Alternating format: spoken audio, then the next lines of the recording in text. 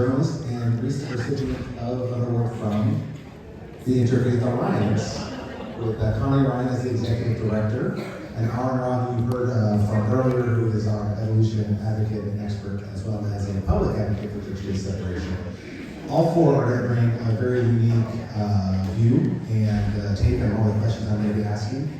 You'll notice this one's about the State House, so this one's likely going to have a lot more political and partisan language, so don't be surprised by that. And again, I'm going to ask a few questions, and then I'm going to turn it over to the floor for all of you to ask your questions of them. So just like last panel, please, a small snippet on who you are, what you do, and why. Sure, my name is Keenan, Director of Policy and Advocacy at One Iowa, which is a statewide LGBTQ advocacy organization. I've been with that organization 12 years here in July. In this capacity, I am our primary spokesperson on policy, and then also our primary lobbyist on the state house. 12 years already. Right? I'm Belin. I am the publisher, editor, and primary reporter at the Belin Heartland website, which is a progressive-oriented, democratic-oriented website focusing on Iowa politics, but also some social justice issues in state government, state legislature, and sometimes wildflowers. And I just want to say before I pass it on, what Katie said, people read those letters to the editor. Write those letters to the editor. Those really matter. So. Hi everyone, I'm Connie. I'm the Executive Director of Interfaith Alliance of Iowa, and I've been in that capacity for 23 years. Lobbied since 2011. I know it's kind of going. Interfaith Alliance of Iowa challenges extremism, particularly the religious right, on issues particularly related to religious freedom, but also civil rights, and we do a lot of advocacy work and education work, legislative lobbying, etc. I'm Aaron Robb. I'm the board of directors of American Atheists, and part of my association with that has allowed me to do lobbying in California and also in Texas. So I just wanted to be involved and feel important. Well, you're all very important to know. You're also very good to be here. The first question I have, I'm going to lead off a little bit differently because I know you're going to have a lot of specifics on other things that folks will bring up. My question is, we have the Director of Policy and Advocacy for One Iowa, leading Heartland, a journalist organization about First Amendment rights, Connie Ryan, Interfaith Alliance, and a board member of American Atheists. What is the primary opposition to the goals of yourself and your organizations, and where does it come from? Okay, so it's primary opposition here is down a little bit, but maybe not as much as you might imagine. Obviously, Christian nationalism is a huge part of it, right? But it's increasingly becoming less of a part. I'm increasingly hearing secular-based arguments, particularly against transgender Iowans. And they're coming from different spaces than I had previously anticipated, more kind of an alt-right type argument. I would say Christian nationalism and like this weird group of people who calls themselves libertarians but aren't actually libertarians at all. It's hard for me to answer, but I guess I would say like Republican officialdom. I have sued 2 of the 3 branches of government. My favorite thing. I know so far the judiciary hasn't given me a prize. I'm not looking to sue anybody else. But yeah, so I had to sue. I was part of the ACLU of Iowa representing me and other plaintiffs in an open records lawsuit against the governor's office, and then the Institute for Free Speech represented me in a lawsuit against the Iowa House Chief Clerk after they denied me press credentials for a number of years. And I would say the main. It's not the same as what you're dealing with, because I'm not like explicitly, I'm not lobbying for policies down there. Nobody is exactly trying to shut me down, but certainly, people are trying to deny me access. So like this year, the governor's office had a press briefing that like I didn't even know about. Basically, like everybody else in the State House press corps was invited by me to get a briefing before her condition of the state. speech where they gave everybody an advance copy of the speech, and they had staff on hand to answer people's questions so that they could pre-write their stories. Like, it would have been incredibly useful, and I wasn't invited. So, it doesn't prevent me from writing stuff about the governor, but so that I would say that is the main not trying to make it difficult for me to do my job, not answering my questions, not letting me into the briefings. That's the kind of, not responding, not providing the records I request. Those are the main people trying to stop me from doing my job. Like Keenan, Christian nationalism is a key piece of what we fight against, and the opposite side of the coin from us. So in Iowa, that's primarily the family leader. At times, it can be the Catholic Conference, although we work with the Catholic Conference on limited number of issues, immigration, et cetera. And Republican lawmakers, Republicans in general, sometimes I get the question of, why don't you engage Republicans more? Well, if we could have a conversation, and if it weren't based in who they're going to hate next, it's a problem, right? Like, yes, we have an award, the award that Jason mentioned about Lori. There's another award that we give, it's the Joy Corning Award for a public leader, and she was a good friend of the organization. If you don't know Joy Corning, she was the lieutenant governor, Republican lieutenant governor of our state, and so that's a problem, the extremism that the Republican Party has taken in our state. And not opposition, but the other folks that I would name are folks who tell me all the time what good work and what important work we do, but they don't engage in the work. That's hard. It's hard to know that there's more people out there that believe in what we're doing, that believe in the values that we all share, I'm quite sure, and that it's difficult at best to get folks to engage in the work, because it really is going to does take all of us. My issue primarily was with the Texas State Board of Education, which was that there was a number of people that paid thousands of dollars for certain people to get into this voluntary position so they could be on the board, so they could vote for changing history, not just perverting science and not teaching evolution, but teaching American exceptionalism. And I remember hearing somebody say that they knew that they had all these witnesses, the professors of history and everything, who had the evidence that the United States was not founded on a covenant between God and Jesus, but the board wants to teach that it was, because they want to control what kids believe, so they control how kids vote.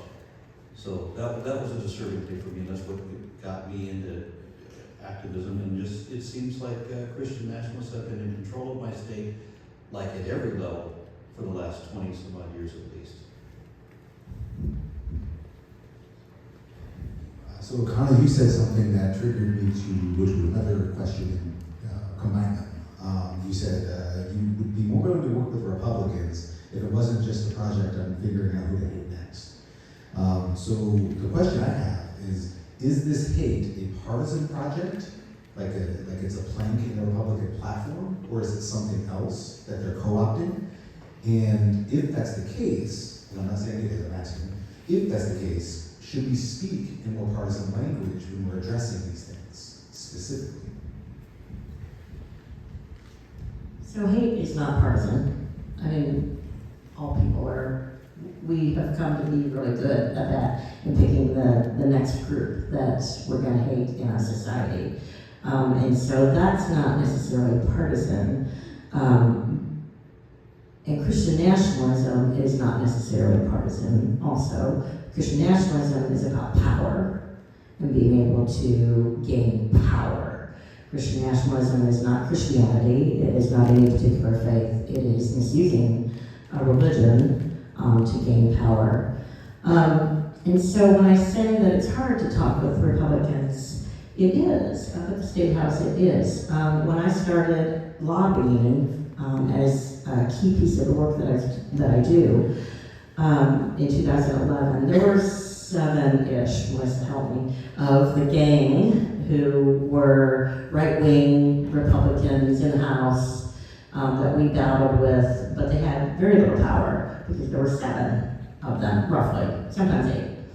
Now there's 7 or 8, depending on the issue, that are more moderate. And so that grows. And so it's very difficult to have conversations with folks who come from a diametrically different point of view, worldview.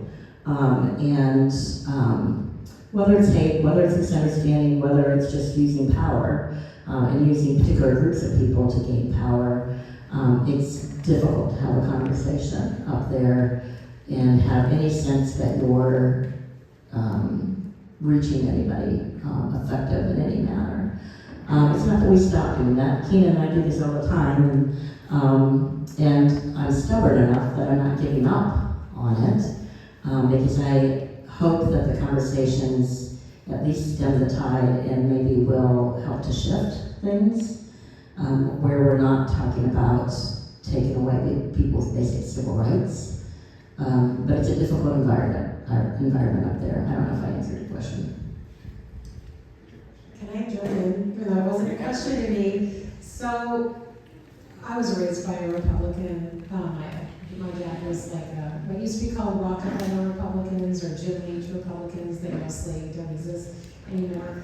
But in any case, I feel very comfortable talking to a lot of Republicans. And one thing I always try to do in my writing is if there are Republicans who voted against one of these terrible bills, I always try to mention that and give them credit for that, because I think it is important. And I tell people if they are represented by a Republican who did vote against, whether it's the school book ban or any of the anti-trans bills, like I think it's important to give them credit and for that. But also, what's frustrating, I don't think it's very useful to frame it in terms of like that they're just about hate, because what I see in the legislature is a lot of Republicans can vote for the same bill and not all for the same reason. So some of them are really true believers, like let's take the rights away from trans people. Like they don't exist, they're not real, they actually don't deserve any rights. And then there were a lot of Republicans who were like, I'm not really that comfortable with this, but on the other hand, like I don't want to stick my neck out on it. And then there were some who were supposedly, they were really against the bill. They were even privately telling people they were against the bill. But whether it was because they didn't want to jeopardize some other thing they were working on, or it's like they knew that it already had the 51 votes to pass or whatever, and so they're not going to be. So they're not all the same, even though they've all voted the same way. And so I think it's important when you're speaking to different Republicans to recognize and not assume, because I think it's very alienating when if somebody did vote for one of these terrible bills and somebody's like, you know, you're just a hater, you just hate trans people, and they're like, but I don't hate. They don't think of themselves that way, right? They're not the proud haters. So, but it makes it very challenging because the bottom line is, right, you voted for the bill. So I don't know. It is difficult to have that conversation. But I was talking with one of the legislators after the session who was kind of in this group who supposedly didn't like the bill but voted for it. And they said, well, what do you think were the most important bills that passed this year? And I was like, Matt Blake, the senator, the Democratic senator, he said it during the debate. 50 years from now, 100 years from now, this is basically the only thing anyone will ever remember about what you did, that you voted for this bill. So anyway, I don't think that was what he wanted to hear. Yeah, I would agree, and I think the people that I honestly find the most frustrating are the people who, you know, one-on-one conversation will 100% agree with me and say, yes, I think the argument that you made is great, and I don't want to lose my chairmanship in my committee, and so I'm going to vote for it. Because what do I do with that as a lobbyist? Like, I've already won the argument, but I lose the vote, right? Like, that's the worst thing. That's the most frustrating thing that I deal with on a regular basis is people that 100% agree with me and don't vote with their conscience. That is very frustrating. In terms of, is this like endemic to the party? Yes, in some ways, not for the same reasons as was noted, but if you look at the statistics, you know that every Democrat voted against this bill. Some Republicans voted against this bill, but the only people who voted for the bill were Republicans, and that happens over and over and over and over and over again with all of our bills. Is that there is a single party voting for it and bipartisan opposition to it, just often not enough bipartisan opposition to it. And we are kind of lucky in Iowa that it works that way, because that's not the case in every state. There's a lot of Democrats and a lot of other states that are not locked in to LGBTQ equality and who will throw our LGBTQ siblings under the bus in the same way that some of these other Republicans who, again, don't necessarily believe it, but it's not a deal breaker for them, right? That's the real thing. Is like it's never really all that important what you're willing to win for. It's kind of more important what you're willing to lose for, and that really tells you a lot more about somebody's moral constitution than when they're winning. Did you want to hop in, Aaron, on that one? He was just reminding me about how, it's a big deal that somebody's in the Epstein files when you're mad at them, but you're still willing to work with them, knowing that otherwise.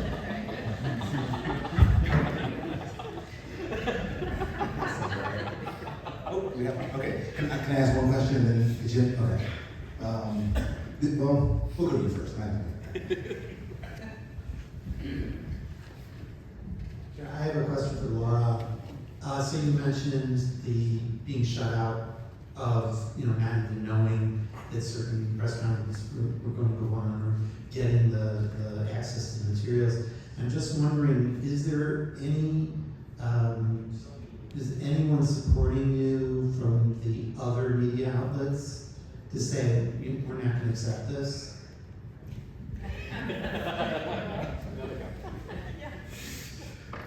I mean, I would say my colleagues in the press corps are generally supportive of the work I do, but not to the point of like, we won't attend the briefing unless you invite all the reporters. I mean, one of my ongoing frustrations is Chuck Grassley does these weekly, most weeks, conference calls with Iowa reporters, and Ashley Hinson does them as well. And I've never been allowed to participate in those.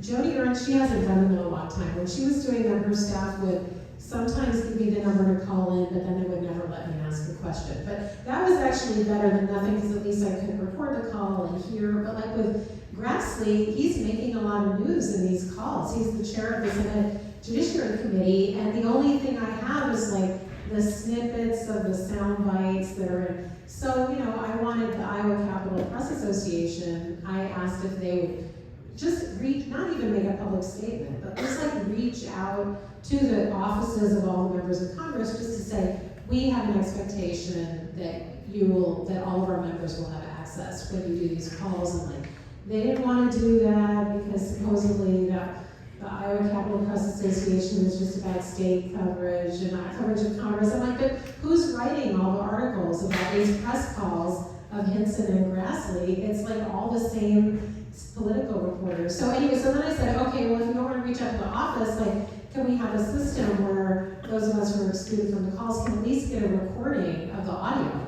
Because like for me, it's important to hear the whole question and the whole answer, not just the bit that might have made it into the article, but that was like not something that people were supportive of. So I mean, I would say it's not that anyone would say they support my being excluded. But I would say that they don't want to jeopardize their own access to go to bat for me, and that's why, I mean, I would never have been able to file suit without the Institute for Free Speech, which, by the way, most of their clients are pretty conservative. They're like technically nonpartisan, but they're more on the right. Like a lot of their clients are the Moms for Liberty person who didn't get to speak at the school board meeting, or that kind of person.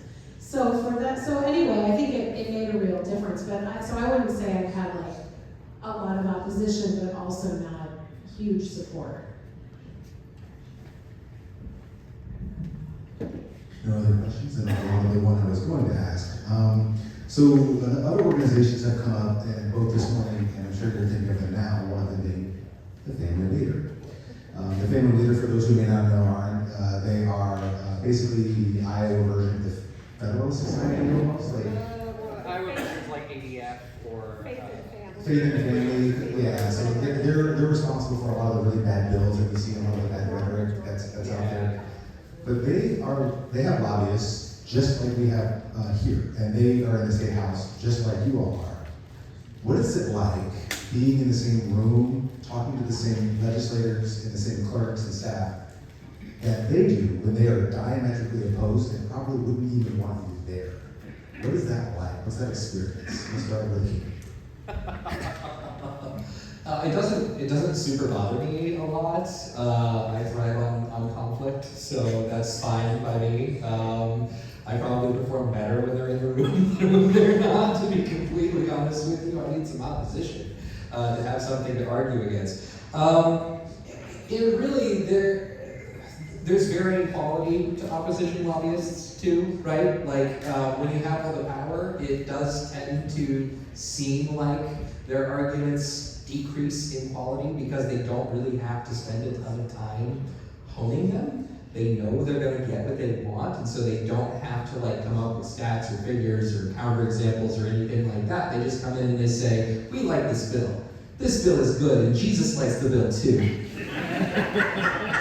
And it's like, all right. I mean, if that's what we're going with, oh, that's fine. And the professional lobbyists tend to know like not to cross certain lines into personal attacks and stuff like that like the citizen lobbyists will absolutely go for. So those are not necessarily the people that I worry about when I'm like worrying about my personal safety. I'm not super worried about the family leader members. I'm worried about whatever rando they brought with them that comes armed and is all pissed off. So, yes, also what Keenan said, but there are times when they do cross the line, when they perpetuate misinformation, when they come with their own set of facts, so to speak, things that are easily shown to be inaccurate. Baby Olivia bill that the governor just signed is an example. They came with all kinds of information that was not accurate, medically inaccurate information by all of the standards that any kind of true medical professional would have, and they just regurgitate that. That frustrates me when, I can argue with the best of them, as my family would tell you, but I get frustrated when we don't have an agreed upon, these are the facts, this is the accurate information, not even from my progressive point of view, but just, for instance, medical information. So that gets under my skin when they want to manipulate the media, when they want to manipulate the public for their to win their argument or for political power gain. That gets under my skin. And they do at times get personal. And one of the lobbyists in particular, two, Danny Carroll and Chuck Hurley, can try to manipulate the room. And like where they stand and those kind of things. Anyway, kind of the inside game. That is frustrating. But at the end of the day, I know that what we are doing, Keenan and I and Melissa and Planned Parenthood and others, is important. And it's important to be there. It's important to maintain our level of professionalism, which we try to do to the best of our ability, and that it matters. It matters to have our voices at the State House, fighting for people's rights, fighting for public education, fighting for Highlands. So we continue to do the work in and out.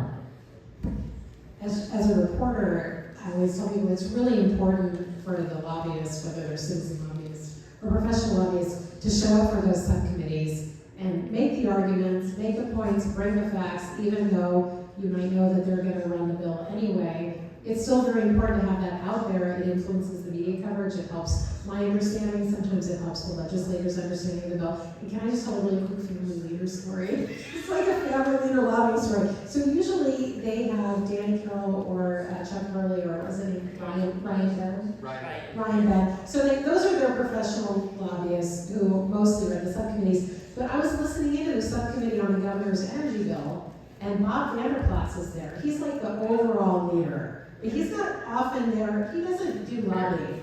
So and they wouldn't normally lobby about an energy bill. So I'm like, what's he starts talking, and I'm like, where's he going with this thing? It's like, we can't have, so the governor's energy bill had some provisions that were really good for the utility companies, Mid-American and Alliant, that would like give them, you know, a right of first refusal to build new electric transmission projects. And he starts talking about how we can't allow these woke companies. And he starts going on about basically like Mid-American sponsored some pride something. And it's like all of a sudden, the family leader now has a position on electric transmission lines. It was the most bizarre thing I've ever seen.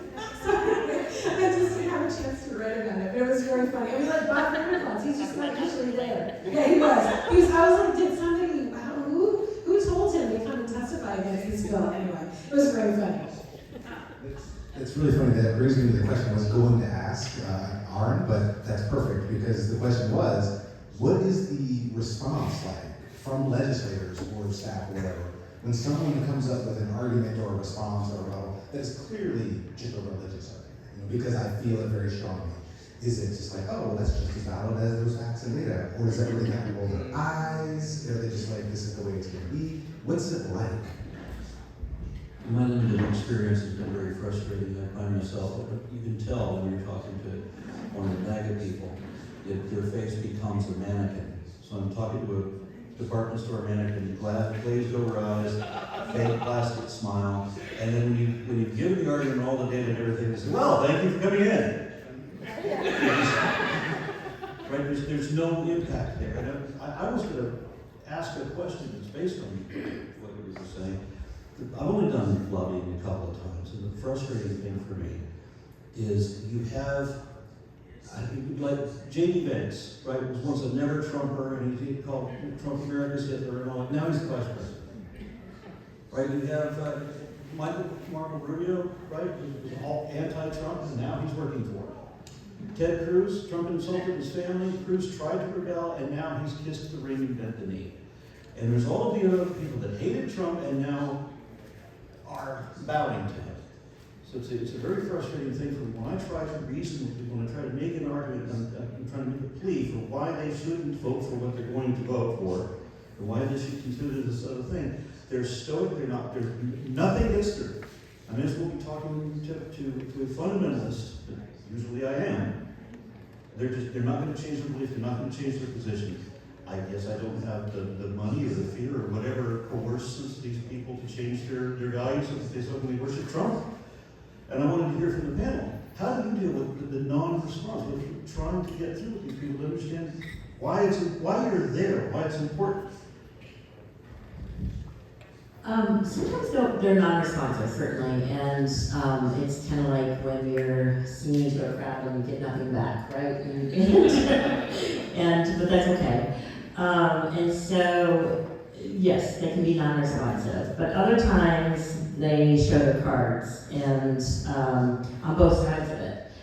So you can have Democrats sitting in a subcommittee, and the family leader says something really crazy, and they will react because human nature, and vice versa. Like I can say something, and on a couple of times this year, I have been called out by Republican lawmakers because they were quite offended by something that I said, and so that's kind of fun, and at least you're getting some kind of response back from them, and you kind of know what's hitting them. And it's not my intent to do that, but You weren't talking any of those times. yeah, and yeah, it was not out of line by any means, but they were offended. So, and I suppose that's better than just having that blank stare. But you know, they've got cameras there, and everything is zoomed, and so they've learned over the last several years, particularly the last several years since COVID, that everything's taped, and so I understand sometimes that neutral look, but I don't know that that's good or bad. So this is all like heavily dependent on the issue that we're talking about, the specific bill, and the legislators that are involved. Lobbying has the most impact on low information, low polarity bills.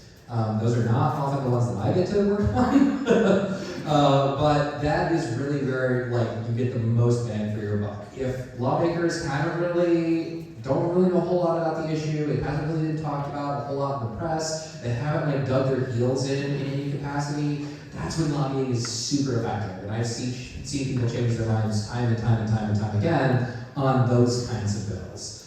As those things increase, as polarity increases, and as the at least perception of information that legislators have about the issue increases, whether or not that's an accurate perception or not is a different question. But as those things increase, the ability to lobby a legislator effectively dramatically decreases. And so that's why you're going to see, especially in the bills that Connie and I work in, that lobbying typically does not blow bills up on the launch pad or anything like that. You won't see dramatic shifts in legislative change.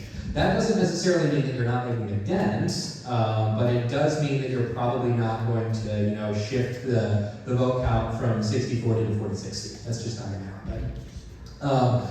In terms of the blank stares and stuff like that, my calculation when I go in, I kind of know these legislators. I generally have an idea of who will and will not change their mind before I'm even testifying on a bill. And so my calculation is typically okay, who am I even talking to in this room, right? Am I talking to the legislators? Well, if they're not going to change their mind, no. I'm not talking to them at all at that point. Then I'm talking to the press. I'm talking to the folks that are viewing online. I'm talking to other folks who may be in the room that are legislators but are not maybe necessarily on the panel. I'm trying to change other people's minds because I know who in the room is capable of having their mind changed. So there's always that calculation of where am I actually trying to decrease margins of support or increase margins of support. Is it actually among legislators, or is it among the general public, or is it among the press? And I'm going to tailor my argument in that way after making a calculation of who's on the panel, how much polarity is there with this issue, and how much knowledge base do people generally have. I think that keeping in mind your intended audience is really important. I mean, my goal is not to I don't have this idea that, I'm going to write something and it's going to be so good that all these Republicans are going to realize they're wrong and they're going to not pass the bill. So I'm just putting the information out there. I'm trying to inform people. I do have Republican readers, and I've had people tell me that they didn't agree with my opinion on the bill, but they learned something about the bill from what I wrote. So, I think that it's always important to be realistic. It doesn't mean that you shouldn't try to talk to these Republican legislators, though, just because they may not change their mind. It's still important for them to hear from people who disagree. You mentioned the low information bills, and it reminds me how important lobbying is when I do not agree with the provision that is in this big, beautiful bill that I just voted for. I didn't know it was there. I wouldn't have voted for that bill if I'd known that this was in there. I wouldn't try to read it.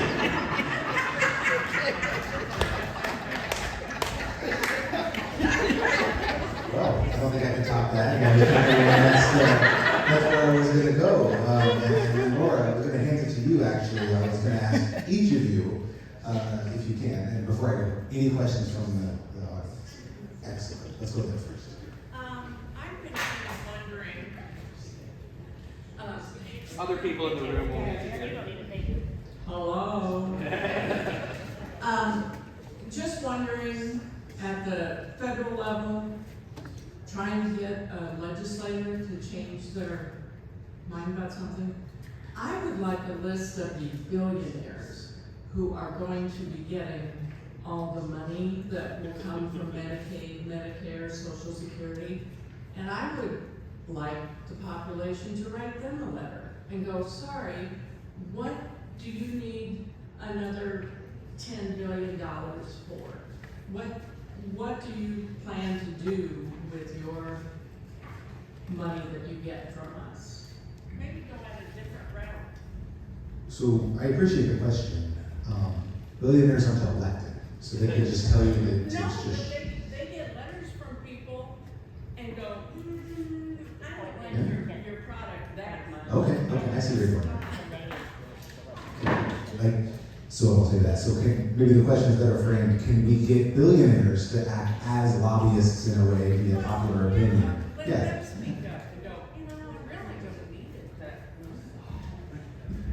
So I was in DC on Monday and Tuesday and was part of a vigil on Tuesday morning trying to influence Congress on, particularly the Senate, on I hate saying the big beautiful bill. Can we agree on a different name? The big bad bill. I'll take that, the big bad bill. And the focus of that effort was on the Medicaid and SNAP portion of the bill. I mean, it's a huge bill, lots of different things. So we did the vigil, and then a clergy person who was looking from Iowa, and we went and spoke with staff with Grassley, and then we spoke with staff from Ernst. It's fascinating the difference between the two, but I will tell you that the staff, who was the legislative director for Senator Grassley, said to us after much debate, and he liked to yell a lot, I'll just say that. But he did say that Senator Grassley would never vote for the big bad bill if it cuts Medicaid and SNAP. He said that out loud to us. And I've repeated that several times. We're going to do something publicly with it because he said. Now, what they're going to argue with in the end is what is it that defines cuts? So if there's legislation that doesn't specifically say, we're going to cut blah, blah, blah, blah. I mean, they can argue their way out of a paper bag, right? And so it's hard, particularly at the federal level, to have any kind of influence on people in Congress just because of the nature of our system. And but I do think that we can't give up. Can you imagine what would happen if Iowans were not? And part of him yelling at us was, we both agreed, the clergy person and myself, that part of the yelling and arguing that he was doing was because he was super frustrated with the number of Iowans that were emailing and calling in opposition to the bill. So if you've done it once, thank you, Ben. If you've done it once, if you've done it 500 times, keep doing that because they are super frustrated and they have to hear from Iowans that this is not what we want, and we don't want billionaires to take food out of the mouths of babes. I want to know what they need to do with what they plan to do with all that extra money that they're going to get. I'm of the opinion that once you reach a certain amount of money, you get brainworms. And I don't know what that amount of money is, whether it's like $500 million or $1 billion, but definitely by $1 billion, like 100% chance of brainworms. Like there's just no way around it. I don't know why. I think it's because people just like stop telling you their honest opinions of you when you have that much money, because they want something from you or whatever it is. But I will not rely on billionaires to do anything beneficial because brainworms. I mean, like just like I have a fundamental I'm not going to interact with billionaires stance. I know there's like a handful of them that do positive things, like Bill Gates, but they're so few and far between. Like they're all just worried about their bottom line. So the impact of money in politics is, I think, all 100% anti-democratic. I think the way we're doing things right now is not likely to succeed over the long term, and we're seeing exactly why right now, and I wish we had course corrected earlier. I mean, Citizens United did a lot of work to undermine our ability to even try to incrementally solve this problem because it has taken all of our increments away. There's really no way to do it aside from a constitutional amendment or figuring out the magic argument that is going to make the Supreme Court not vote for what Donald Trump says, which is not a thing, right? So, yeah, I mean, it's a really hard question because money is so entrenched in our politics right now, and the people with the most of it have the least capacity for rational thought for whatever reason, and I don't know why, but I will stand by that opinion. Billionaires are lobbyists already. They get everything that they want. When I ran for public office, which I'll never do again, I was in politics just long enough to know that I don't want to be in politics. When I ran for it was a small district in Texas, part of Dallas, but not necessarily small, but I was told that in a normal election year, you would need $35,000 to begin your campaign. To begin with, you need to start with $35,000 and go up from there. Now, because Trump had just been elected, it did not change. My opponent got a check for $2 million. Yeah, so this is how they're being funded. And if I was running the same campaign in the UK, then I would be capped, coincidentally, at 35,000 pounds. I can spend up to 35,000 pounds, and I have to stop there, right? I would much rather we have a system like that, where it suddenly becomes criminal to donate more than X amount of money, or that you shouldn't have to donate any money at all, right? Exactly. It should be even-handed that way, and anybody that sticks their money in it becomes a criminal. Yeah, their elections are like shorter. You We don't like get to, to yeah. run for 4 years. So I'll ask a few more questions here. Lost my place. So you were speaking earlier about changing minds and reaching out to folks. I want to ask each of you an example of where you have successfully seen a mind change, particularly after interacting with you or your contact, Laura. Oh boy. I have to really think hard about it. I'm trying to, and because now I'm thinking about the legislature, and it's hard to find an example of that. I'm gonna pass. When have you seen a mind change? I forget which the senator was who said, "Mark my words and hold me to account. If we're late in an election year and we have a Supreme Court justice to replace, we will not do that until after the election." Remember that? Senator Grassley. No, it wasn't Grassley. I can't remember his name, but what? Mitch McConnell was the other one I was going to mention. There was two different people. Lindsey Graham. That's the one I was thinking. So both of them. Oh, but if it's us, well, I know we just said publicly that we won't do this, but damn Skippy, we're going to do this, and fuck you.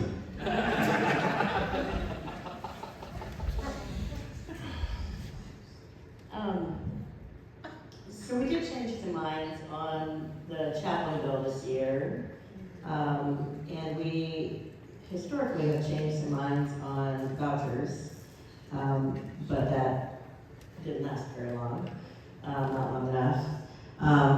One of the most dramatic that we had was, I'll go back to 2011, and it was a long time ago, and it was post marriage equality, which was in 2009, election in 2010, where Republicans flipped the House, and so they were in charge, and there were what I like to call RFRA Light, so Religious Freedom Restoration Act Light, because they were specific about marriage and vendors in marriage.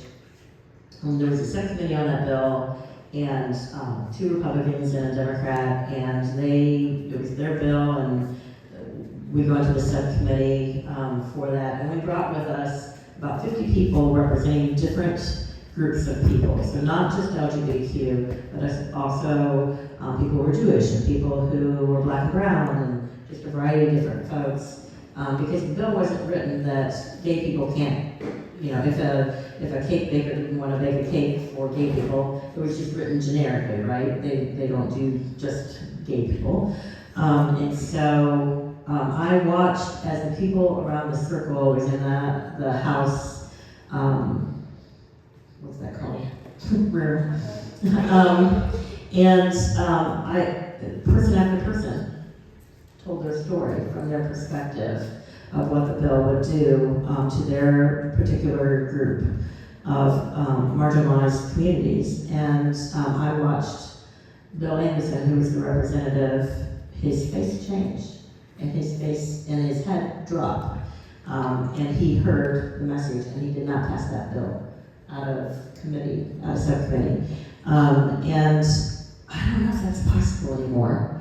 But I think back to that time many times of it takes all of us. It takes all of us to tell our stories and to tell what the impact of that legislation could do for us personally, for our friends, for our neighbors, and they have to hear those stories.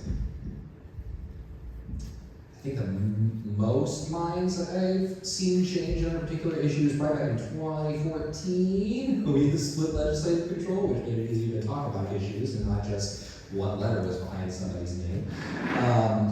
But it was HIV current. And so Iowa used to have this awful draconian law on the books that would, it was a felony, it was a class B felony, so like 25 years in prison and lifetime on the sex offender registry, if you couldn't prove that you had disclosed your HIV status to a sexual partner before you had a sexual interaction. Now that sounds to a lot of folks like that would make you safer, like preventing this would somehow improve your chances of not getting HIV. And even within the LGBTQ community, we had to do a lot of education sessions about this. Because a lot of LGBTQ people were saying, well, look, we don't want to be HIV infected. We want to make sure that people are disclosing this, et cetera, et cetera. But it turns out this is just a terrible policy because number one, it discourages testing because an affirmative defense is not knowing your HIV status to begin with. So people were just not testing themselves in order to not be prosecuted under this law. Number two, it's about affirmatively being able to prove that you had disclosed your status to somebody before you interacted. So you had to have like a recording or a written contract or something, like you had to do that. It was just like a ridiculous burden, and domestic abusers were weaponizing this with great force, right? Like if you leave me, I'll tell people that you didn't disclose your HIV status and you'll go to prison for 25 years and spend the rest of your life on a sex offender registry. There were like all sorts of terrible consequences all the way down. And so, again, even though the initial reaction was like, oh crap, this is gonna make us less safe, it turns out, no, that's not the case, and we did actually change a lot of people's minds about that. That's good, I do remember, that's good. That's a good example. That is a really good one. But that does lead to the next question. I have two more. You kind of touched on it, Connie, is do we think going forward, well, let me back up. Let's be a little more plain about this. Whenever we're talking about changing people's minds, we're talking about changing Republicans' minds, right? I mean, that's really what we're talking about. The only example that you gave was Republicans changing minds, which we could, and then in the other direction from ARM. Do we think going forward, this is going to be a viable path to building coalitions, building bridges? Do you think we're going to be able to change the minds of Republican legislators and Republican voters in the future? Or do we need to recruit new voters? Engage new voters. Who wants to take this one first? I mean, once again, Republicans are not a monolith, right? If you look at like our scorecard for legislators, some people, of course, have a zero. A large number of people this year have a 0%. But some people have up to like 75, 80%. So it's, and somebody who agrees with me, 60, 70% of the time, that's somebody I can generally work with because that means that their mind is changeable in some way, shape, or form. I think the real problem we're running into with, particularly like the MAGA wing of the party, is that it's this very authoritarian, like all or nothing, you either agree with me 100% or you lose power kind of a thing. And that is really, really toxic to any sort of actual like democratic discourse. You cannot have discourse with authoritarians. That's not what authoritarianism is, right? They will make silly arguments just to see if you will veer off the path and therefore are excommunicated. They love making silly arguments to force their supporters to support them and see who's in the club and who's not, and they relish in that. And then if you call them out on it, they balk and they insist that the time for discussion is over. So with that particular strain, I do not see any sort of like compromise or changing minds because that's not what that strain is about. It is not about reasoned argument. With the kind of more traditional Republican folks and the folks that are still committed to discourse, yeah, I do think we can change their minds. I've seen it happen before. But with the folks who are committed to being in the club, absolutely not. So, to piggyback off of what Keenan said, the other piece of it is the threats, right? And so we saw that in the 22 election when Governor Kim Reynolds said, if you don't pass the legislation that I want passed, then I'm going to primary. And we lost some moderate Republicans, which doesn't help our cause. I mean, you go from a moderate Republican to an extreme MAGA Republican, that doesn't help having the conversations and trying to move things forward for Iowans. And so it is, I think we have to learn that we have to have the backs of moderate Republicans. And I know it probably is really weird to say, and probably hard to hear, but there are moderate Republicans that, so when the transgender bill, taking away civil rights for people based on gender identity was running through, at one point we had 18 House members who said they were opposed. I mean, we did a vote count. There were 18. And what ended up happening of 5? One who walked. Yeah. And so we have to figure out how to shore up those votes, especially on issues that are that important. We moved an entire class of people from the Iowa Civil Rights Act, one of the strongest civil rights acts in the country, holistically speaking, and we removed, first time ever, removed an entire class of people from the Civil Rights Act. And so if we had had the ability to support those folks who privately, as Keenan said earlier, said they don't want to vote for that, they don't want to vote yes for that, and how can we lend them our public support in order to keep them on the path that will make sure people retain their rights in that case, and other issues as well. So I think it's finding those ways to not be angry at every Republican, not put aside every Republican, but finding the nuances in who they are.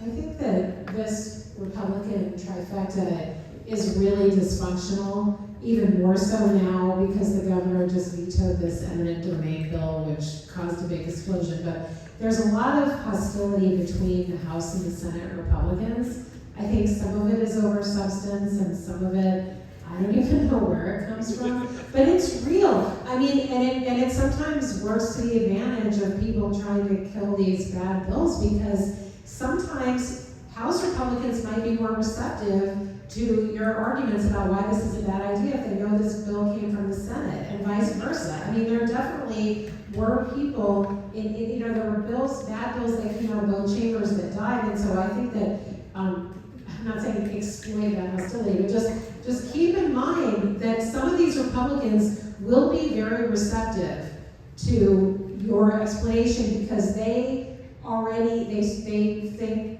that guy over there is a jackass, and like if it's his bill, they're just more open. I mean, humans shouldn't be that way, but the truth is, if you think somebody is more like on your side or against you, you are going to be more receptive. I mean, we see that. I mean, it's like, you see that happen when all of a sudden, Trump says that he's for something, and then like tons of Republicans. It's like on Ukraine. I mean, the views of rank and file Republicans, whether they support Zelensky, it totally nosedived after that Oval Office thing. Like everybody got their cue. Like this is somebody I should be against. So anyway, I feel that the next legislative session, there may be even more opportunities to kill some of these bills because the relationships between the House and the Senate Republicans are so bad right now.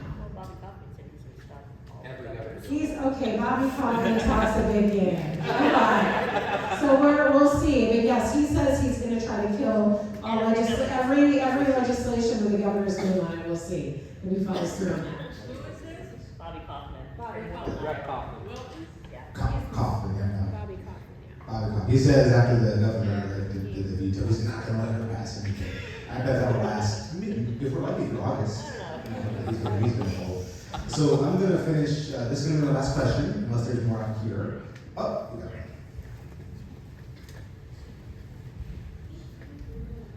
So, to follow up on what you were saying, Laura, how do you activate that in the real world?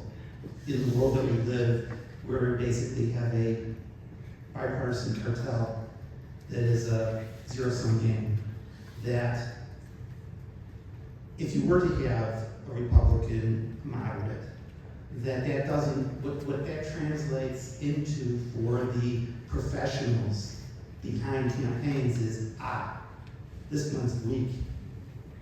How do you fight that? I'm gonna cheat and I'm gonna answer this one a little bit if I can, because I've written about this a bit and we had it here last year. Ranked choice voting. If we adopt ranked choice voting and get rid of first past the post voting, that breaks the two-party system, which is why they are so opposed to it. We happen to have somebody who might know a little bit about that, Ben. Ask him, he knows a lot about it. That's my answer. If you all think it's something different, I'll turn it over to you, but I'm a strong advocate for that because what you said is correct. But there are systematic, not individual, but systematic ways to break that, and it's ranked choice voting. Sadly, they just banned ranked choice voting. In one of the bills that the governor signed a week or two ago. That's right. Because it is a threat. I mean, I don't know. I guess I feel that it's just important to have dialogue and just don't jump to conclusions about people. Okay? Because some of the most extreme Republicans on the transgender issues also were some of the most opposed to the pesticide immunity bill. The whatever you want to call it. Some people call it the Cancer Gag Act. I don't love that name because it's not just cancer, it's Parkinson's and birth defects and other. But in any case, somebody who, I think of the Iowa Environmental Council, they used to do these joint solar energy tours with the pork producers.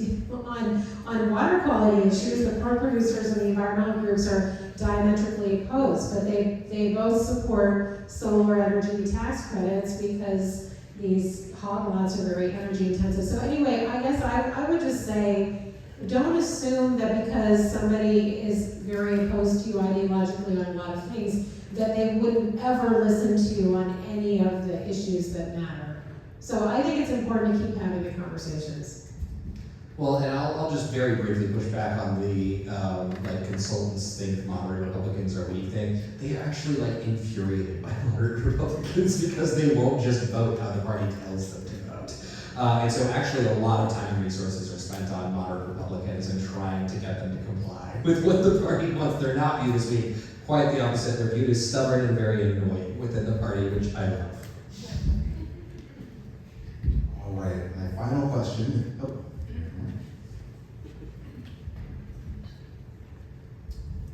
This isn't a question, it's a comment, and I suspect that many people think this is not an appropriate comment for this particular situation, that it's extraneous to what we're doing. But at age 88, I no longer care. I'm going to say it anyway because that's an opportunity to say it. I don't know Keenan or Aaron very well. I can say I was very impressed by your performances here today.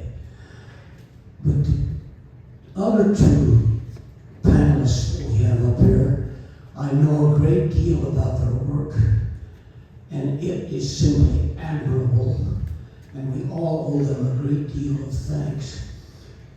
Connie Ryan has been representing progressive, open-minded thought for people at various levels for many years now and doing a wonderful job of it.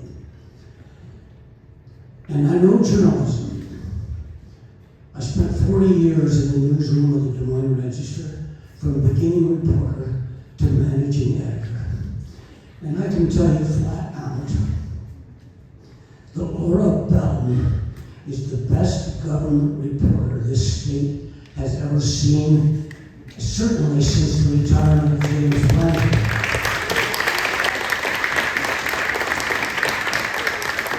And if you want to know the real story behind such things as especially judicial rulings, why they come down the way they do, who voted for what, who took what positions, Laura's column is the one to be reading because she examines these things very closely from both points of view.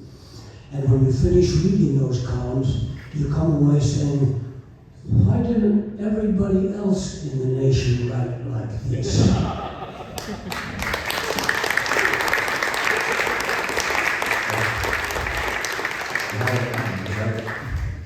Thank you for that. It's great. Well, I'll still ask my question and we'll wrap up, okay? We have Keenan Crow, director, it's the same one I asked last time. Keenan Crow, director of policy and advocacy at One Iowa, been doing this for years. Laura Belin, excellent journalist, as we all know. Connie Ryan, executive director of Interfaith Alliance, you've been doing wonderful work, as we all know.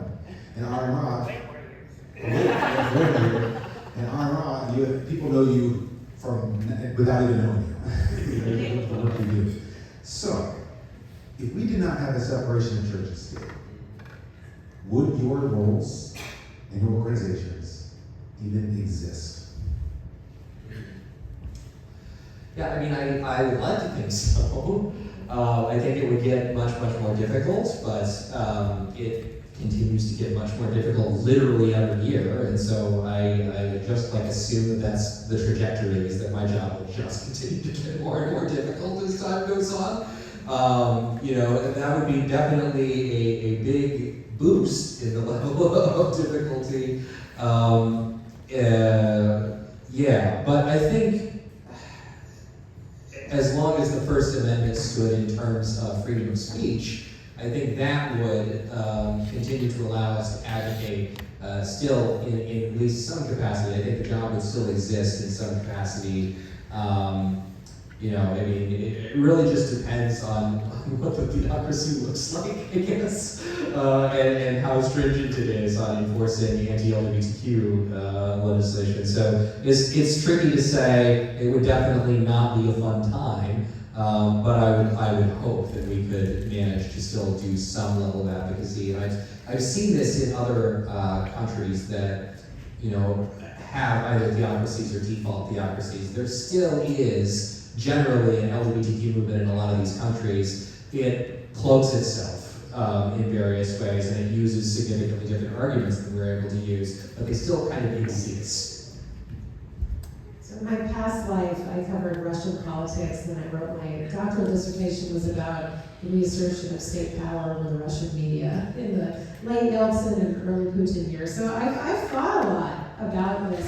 I own my own website, so it would be pretty hard. They could take my credentials away and everything, reduce my access, but it'd be really hard for them to stop me from doing what I do. It would have to get to the point of the government controlling all the website domain people, deplatforming. Yeah, I think that would be fairly difficult for them. They could make it harder for me to do my job, but I'm fairly confident in saying that they could not stop me from doing what I do. Like Keenan said, my job has gotten more difficult over the last 23 years. But I can't imagine that Interfaith Alliance of Iowa would not be in existence, especially if separation of, we like to say religion and government, because it's not just church, religion and government, if that were, the separation were eliminated. All the more reason for the work to be done. And I think all the more reason for folks like you to be part of the work. Because protecting religious freedom is as important to you, if not more, right? Certainly more than people who are mainline Christian, who are also having their religious freedom impacted by conservative extremists and people who are Jewish and people who are Muslim and all of the minority religious traditions. All the more reason for Interfaith Alliance of Iowa to remain and to be strong. I might be retired by then, but the organization will stand. To add to what she just said, American atheists would still exist, but our motive would be a little bit different. We wouldn't be an established 501c3. We would be defending the First Amendment. We'd be pleading for those same type of provisions. And when I first thought that American atheists wouldn't exist, to the example that you're talking about, I went to a World Atheist Conference that was hosted by Atheist Ireland. Ireland, their constitution dedicates their country to the Catholic version of the Christian God. They're very specific. The Catholic Church runs Ireland, right? Every school is a Catholic school and so on. But we held an atheist conference, a World Atheist Conference in Dublin, because they had a blasphemy law the day just passed. So they set up an atheist conference. Come arrest us. And coincidentally, there was an evangelical, not evangelical, it was a Catholic militant who was out of Michigan, who happened to be unbeknownst to us, and we didn't know about each other. But he's conducting a poll in Dublin while the World Atheist Conference was going on. It was down the street. He was interviewing people on the street, and he was alarmed to find out that 1 out of 20 Dubliners still believed in God. If we had no separation of church and state, if this was a theocratic country, I think we'd go the way of Ireland.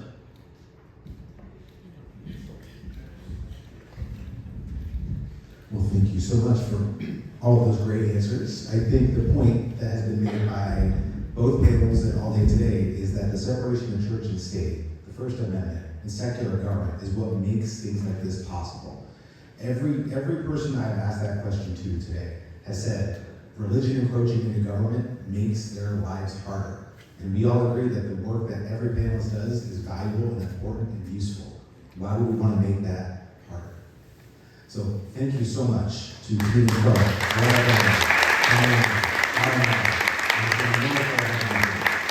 Thank you so much. This does conclude